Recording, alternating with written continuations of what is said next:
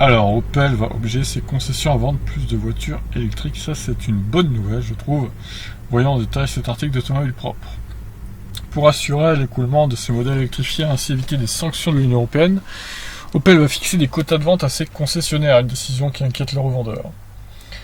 Alors, lorsqu'on débarque dans une concession automobile, rares sont les vendeurs qui nous proposent un modèle électrique. Mais leur comportement pourrait bientôt changer sous la pression des constructeurs.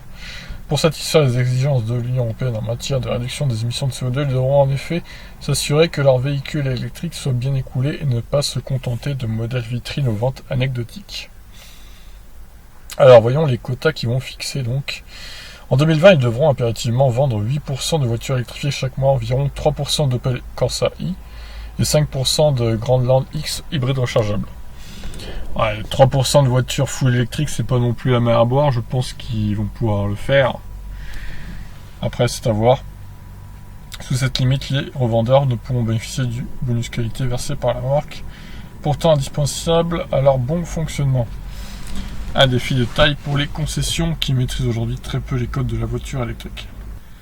Ils devront trouver les arguments les plus convaincants pour inciter les clients à passer au zéro émission alors que les réseaux de bornes de recharge sont toujours immatures. C'est vrai. Une petite révolution qui inquiète logiquement les professionnels concernés. De toute façon, il faut qu'ils s'adaptent, hein, j'ai envie de te dire.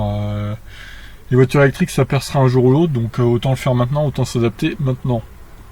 L'association allemande des concessionnaires Opel estime que l'objectif n'est actuellement pas réalisable en raison de la faible demande en voitures électriques. Ils craignaient que pour leur stabilité financière, expliquant qu'ils devront subventionner eux-mêmes les ventes de modèles électrifiés en piochant dans leur prime de performance si le quota n'est pas atteint. Faut pas partir défaitistes, les gens. La V2AH espère toutefois parvenir à négocier avec Opel afin de convenir à un compromis moins contraignant. La décision du constructeur franco-allemand pourra en tout cas inspirer les autres marques du groupe PSA. Bon, après, 3% de vente d'Opel Corsa électrique, c'est pas non plus la mer à boire à faire, je pense. Sur 100 véhicules par mois vendus, ça fait que 3 voitures électriques.